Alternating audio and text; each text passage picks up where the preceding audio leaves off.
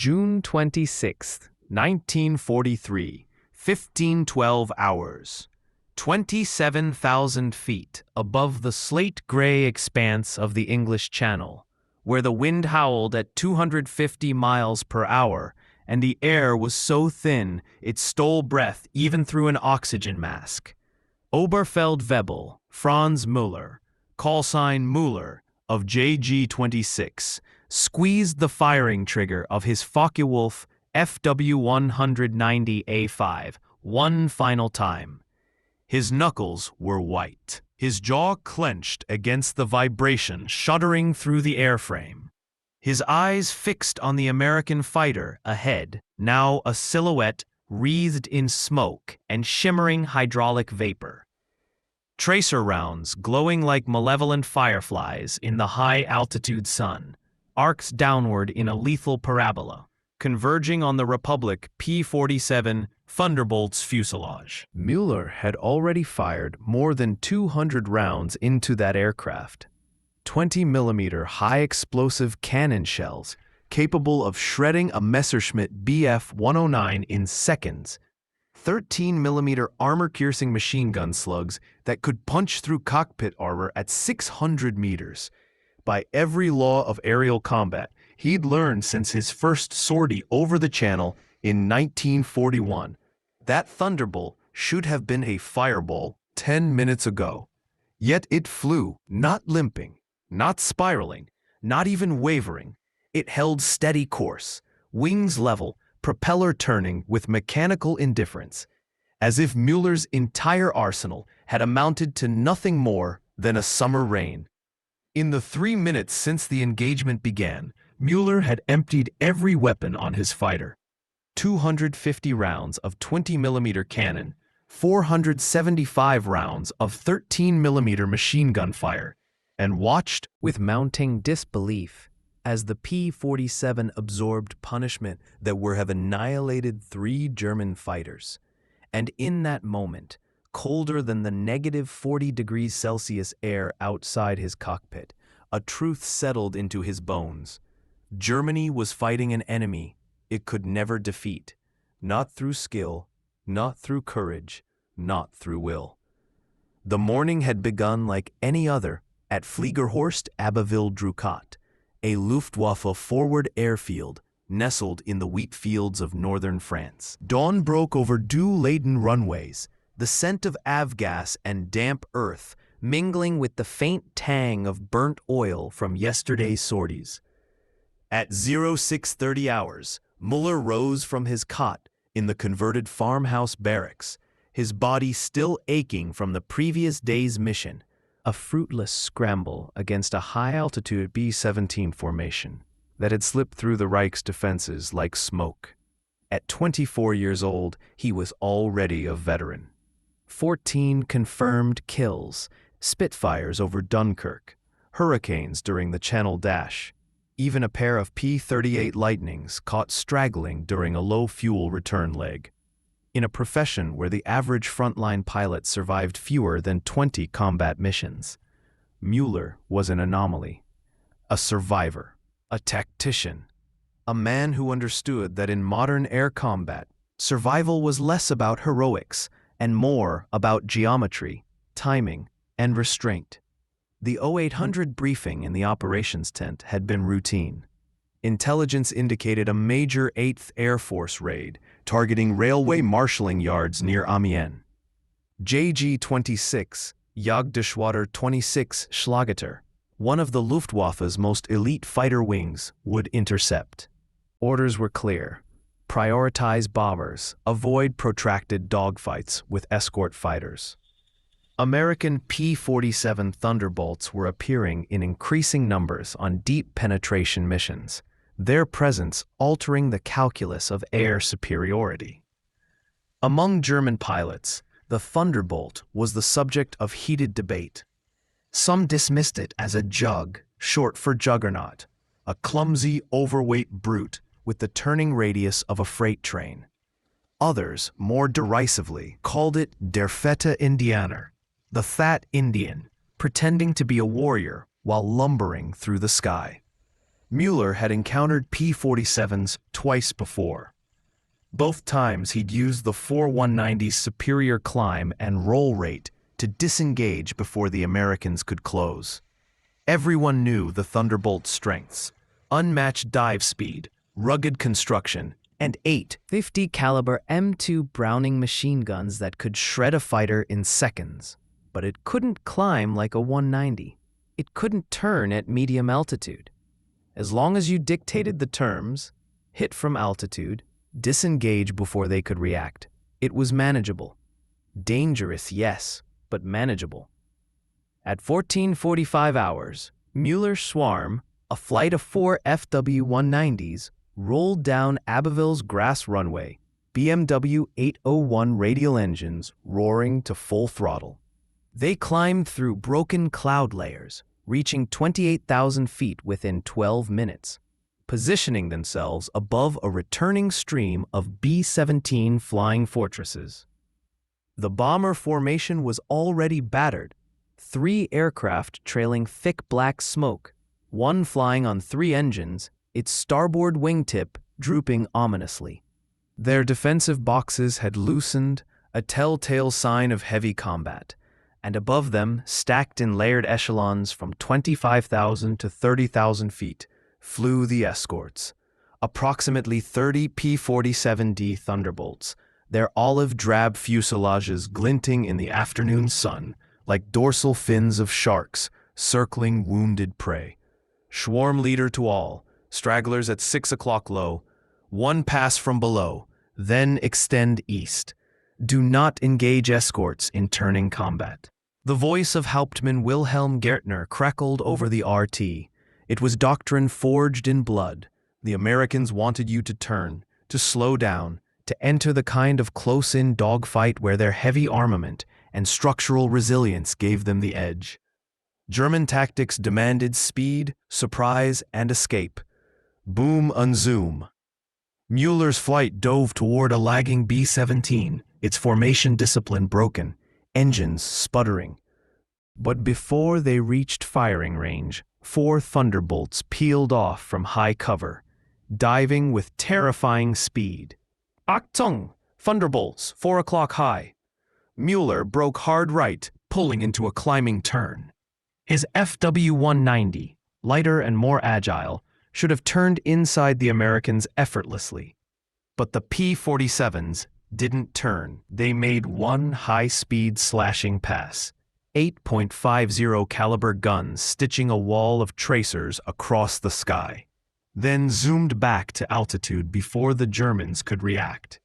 Mueller's wingman took hits in the engine cowling. Smoke poured from his aircraft as he radioed, "I'm breaking off, heading home." Now Mueller was alone. At 26,000 feet, surrounded by enemy fighters, every instinct screamed, "Dive east, disengage, live to fight tomorrow." But then he saw it. A single P-47, 2,000 feet below, flying straight and level, seemingly unaware. Its paint was fresh, its silhouette unmarred. Mueller checked his 6. Clear, fuel adequate, ammunition, full load, 2 20mm MG-151 20 cannons, 250 rounds each, 2 13mm MG-131 machine guns, 475 rounds each. Altitude advantage, surprise, isolation, textbook conditions for a kill.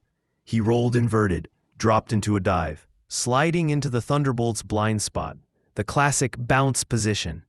At 400 meters, his Revy 16B reflector sight settled on the P-47's massive Pratt & Whitney R2-800 double wasp radial engine. He fired.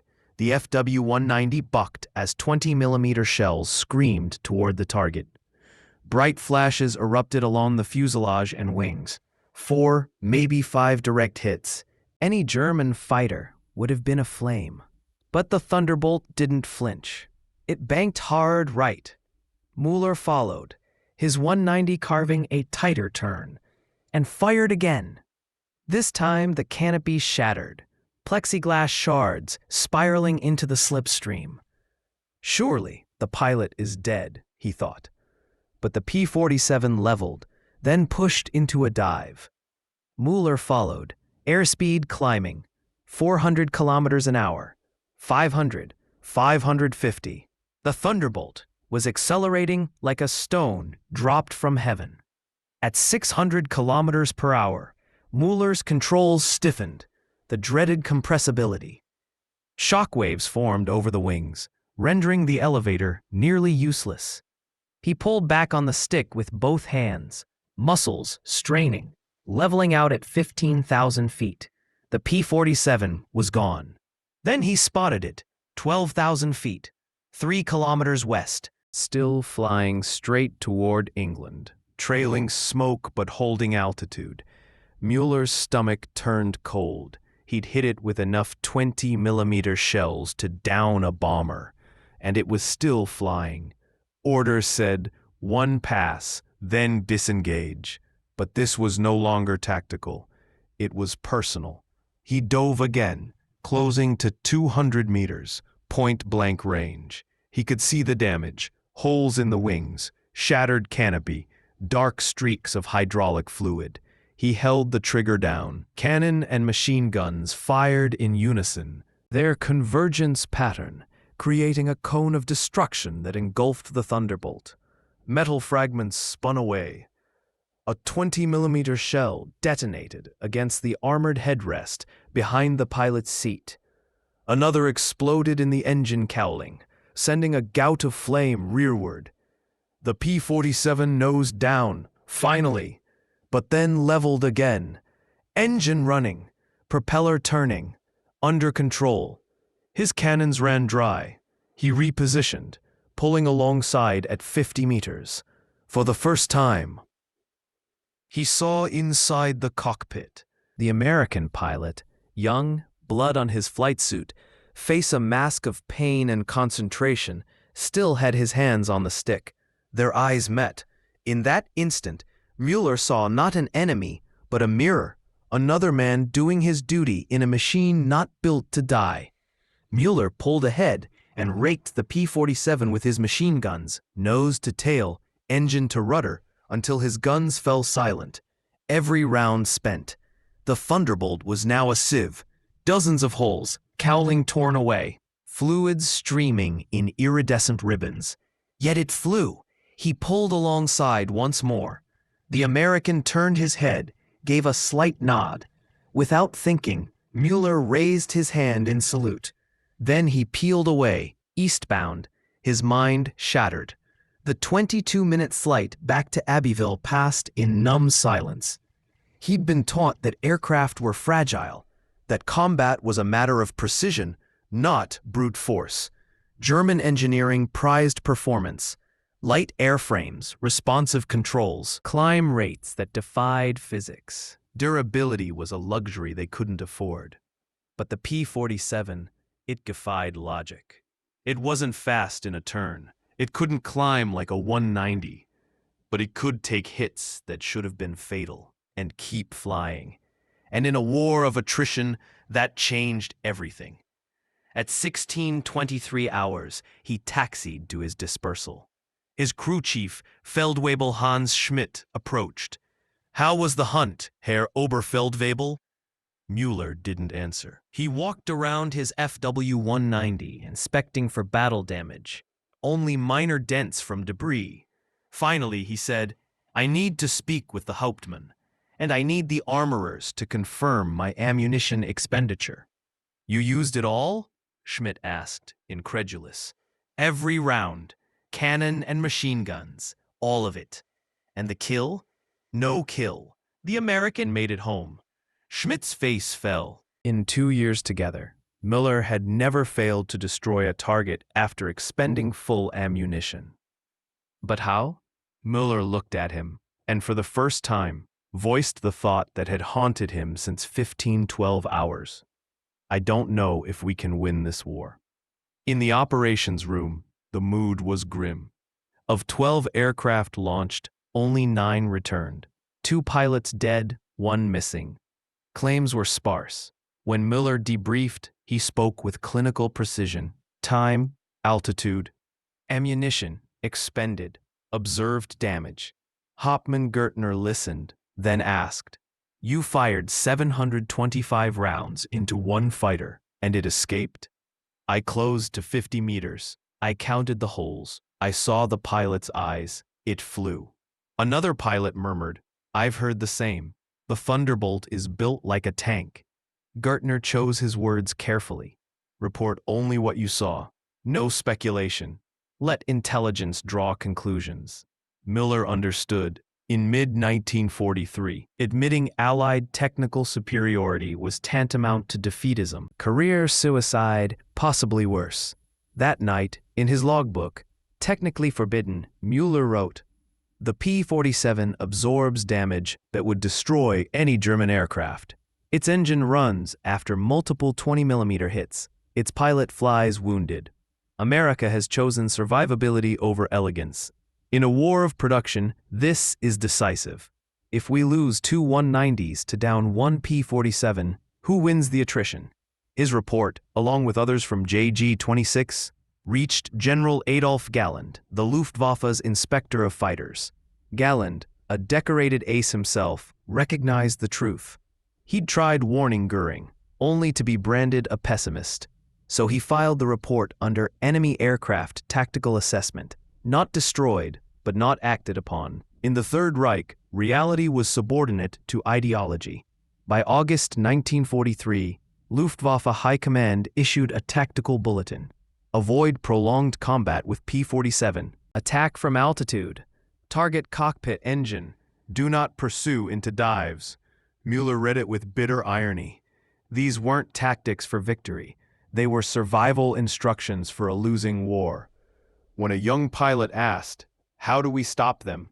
the reply was telling. "We don't stop the bombing. We make their losses unsustainable." But Mueller did the math.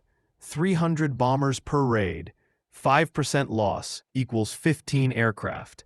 The U.S. built 15 B-17s a day. 8 months later, during Operation Argument, Big Week, the truth became undeniable. In 6 days, the Luftwaffe lost 350 fighters and 250 irreplaceable pilots. The Americans lost 250 bombers and replaced them within a week. Mueller survived Big Week, but his faith in victory did not. In March 1944, he was shot down by a P-51 Mustang over Belgium, spending the rest of the war in a POW camp in Mississippi. The P-47 he'd tried to kill on June 26, 1943, piloted by 2nd Lieutenant Robert S. Johnson of the 56th Fighter Group. His aircraft, Hairless Joe, tail number 4225471, took over 200 hits, cannon shells, machine gun rounds, shrapnel. The armor plate behind his seat stopped a 20mm round that would have decapitated him. Republic engineers later deemed the airframe repairable, though it required a near-total rebuild. Johnson flew again 4 days later. He'd go on to score 27 victories, all in the Thunderbolt. "I should have died," he said after the war, "but the P-47 brought me home. After that, I trusted it with my life." This single engagement, 3 minutes over the channel, epitomized the war's turning point. German fighters were masterpieces of a dying era. Light, agile, lethal in the hands of experts. American fighters were products of a new age, overbuilt, redundant, forgiving, designed not for aces but for thousands of pilots trained in months, not years. The numbers tell the story. P-47 production, 15,686 aircraft. German fighter production, all types, over 36,000, but fragmented across Bf-109s, FW-190s, jets, and prototypes, constantly disrupted by bombing. P-47 kill ratio, 4.6 to 1. Pilot survival rate. Over 93% of P-47 pilots survived the war. Luftwaffe pilot losses. Western Front, 1943 to 45. 13,000 killed. Average German pilot combat experience by 1944, less than 50 hours. Average American P-47 pilot, greater than 100 hours. The P-47 wasn't the fastest, nor the most graceful. But in a war decided not by duels, but by factories, training pipelines. What unfolded over the English Channel on June 26, 1943, was more than a dogfight. It was a collision of two worlds. On one side, the precision, discipline, and tactical brilliance of a Luftwaffe elite. On the other, the relentless, industrial might of a nation that built its warplanes not just to win battles, but to bring its sons home. The P-47 Thunderbolt wasn't glamorous. It didn't rely on finesse, but in the brutal arithmetic of total war, it delivered what mattered most: survivability, resilience, and time. Time for pilots to learn, to return, to fight again. Time Germany no longer had. This story isn't just about metal and engines. It's about the quiet courage of men on both sides who faced impossible odds, and the sobering truth that in modern warfare, victory often belongs not to the most skilled, but to the most enduring. If this account deepened your understanding of the air war, not as myth, but as history grounded in engineering, strategy, and human experience, we invite you to subscribe and tap the bell for our next installment. We're reconstructing pivotal moments of World War II with unprecedented detail, archival rigor, and respect for the veterans whose lives shaped them. And if you or someone you love served, flew, or waited on the home front, share this film. Because stories like Robert Johnson's and Franz Mueller's deserve to be remembered, not for their drama, but for their truth.